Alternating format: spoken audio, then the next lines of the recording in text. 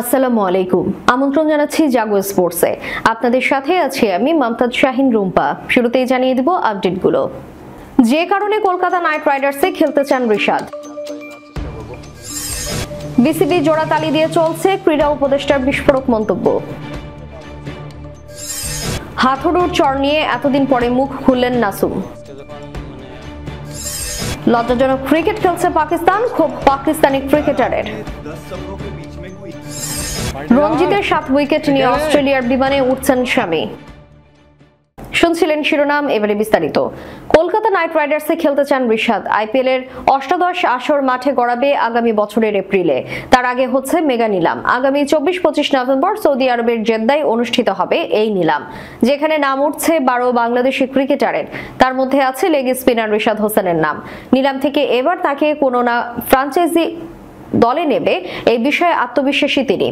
তবে এটা নিয়ে অতিরিক্ত চিন্তা করছেন না রিশাদ। আজ গণমাধ্যমের সঙ্গে আলাপকালে এ কথা বলেছেন। শেষে দল পেলে কষ্ট পাবেন, তাই নিলাম নিয়ে খুব একটা মাথা ঘামাতে চান না এই ক্রিকেটার। রিশাদ বলেন, সবারই স্বপ্ন থাকে আইপিএলে খেলার, কিন্তু অতিরিক্ত আশা করা উচিত নয়। আমি অনেক আশা করি না যাতে আমি আঘাত না পাই। সাধারণত আমি এভাবে চিন্তা করি না। আমি বিপিএল ড্রাফট নিয়েও চিন্তা করি না। আমি শুধু স্বাভাবিক থাকতে চেষ্টা করি, কারণ সবকিছু আল্লাহর হাতে, যা হবে দেখা যাবে। তিনি বলেন, আইপিএলে পারফর্ম করার ব্যাপারে তিনি আত্মবিশ্বাসী। মানুষের ভালো দিন বা খারাপ দিন হতে পারে, তবে আমি এই বিষয়ে অতিরিক্ত চিন্তা করি না। পরিস্থিতি দেখে সিদ্ধান্ত নেব। আমার কোনো নির্দিষ্ট দল নিয়ে আশা নেই। যেমন ধরুন, যদি আমি আশা করি চেন্নাই আমাকে নেবে এবং অন্য কোনো দল আমাকে নেয়, তাহলে অবশ্যই খারাপ লাগবে। তাই আমি এভাবে চিন্তা করি না। প্রত্যেক ক্রিকেটারেরই পছন্দের একটি দল থাকে। যেমন মোস্তাফিজুর রহমান শুরু থেকে বিভিন্ন ফ্রাঞ্চাইজিতে খেললেও তার স্বপ্ন ছিল একদিন চেন্নাই সুপার কিংসের হয়ে খেলবেন। শেষ পর্যন্ত গত আসরে তিনি খেলেছেন। রিশাদেরও কোনো পছন্দের দল কি আছে জানতে চাইলে তিনি বলেন, সাধারণত আমি কলকাতা নাইট রাইডার্স পছন্দ করি, কারণ সেখানে সাকিব ভাই ও লিটন দা খেলেছেন। দেশের রাজনৈতিক পট পরিবর্তনের পর বাংলাদেশ ক্রিকেট বোর্ডেও উলটপালট হয়ে গেছে।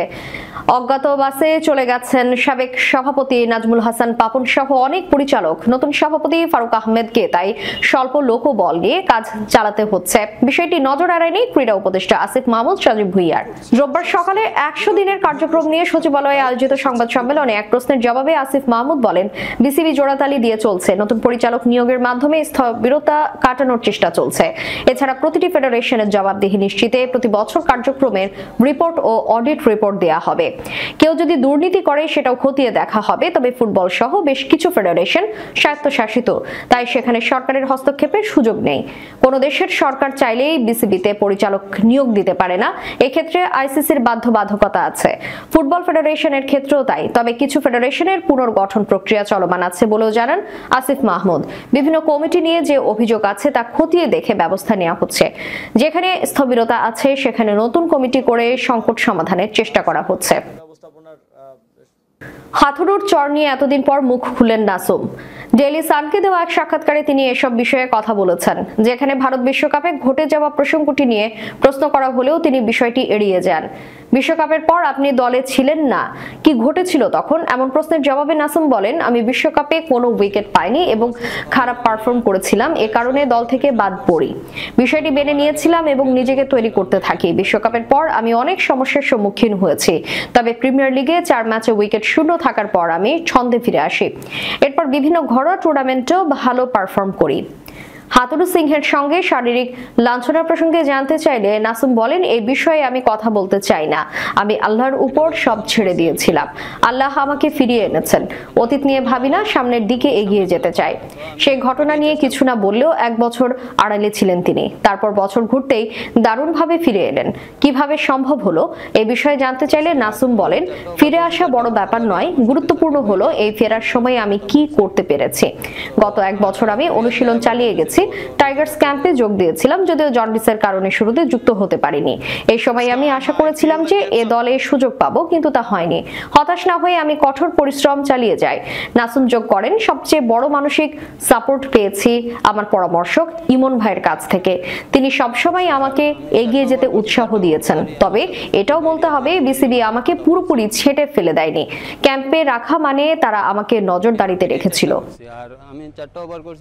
পাকিস্তান ক্রিকেট দল বাজে খেললে কোনো কথাই নেই। অস্ট্রেলিয়ার কাছে টি-20 সিরিজ হারের পর পাকিস্তানকে আবারও খোঁচা মারলেন তিনি।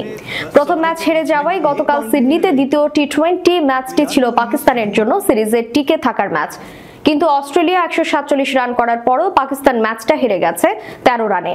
এক ম্যাচ আগেই যে সিরিজ খুইয়েছে তাতে দায়টা পাকিস্তানের ব্যাটারদের।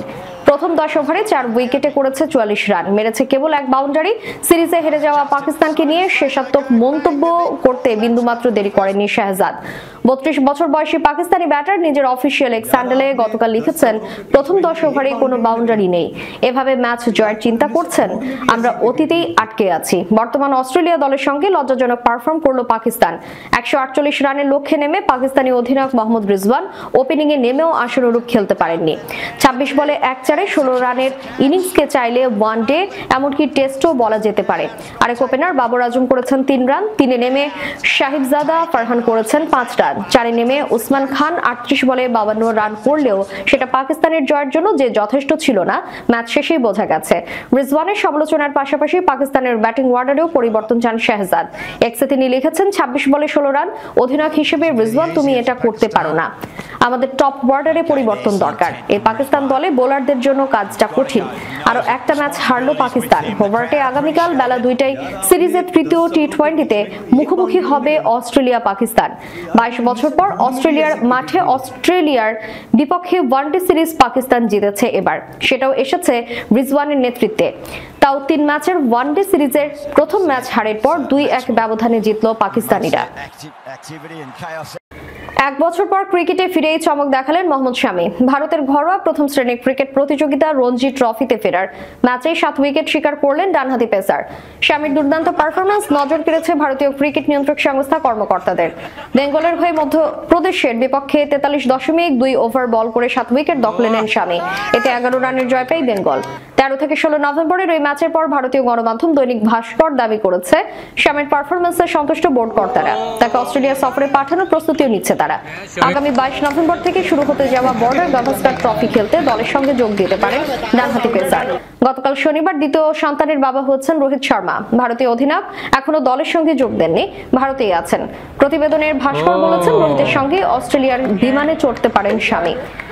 বর্ডার গাভাস্কার ট্রফি ভারত ও অস্ট্রেলিয়ার মধ্যকার মর্যাদাবান 5 ম্যাচের টেস্ট সিরিজ। প্রথম ম্যাচ হবে পার্থ স্টেডিয়ামে। ভাস্কর প্রতিবেদনে বলেছে, এই ম্যাচে একাদশে জায়গা পাওয়ার সম্ভাবনা নেই শামির, তবে পরের ম্যাচগুলোতে দেখা যেতে পারে ডানহাতি এই পেসারকে।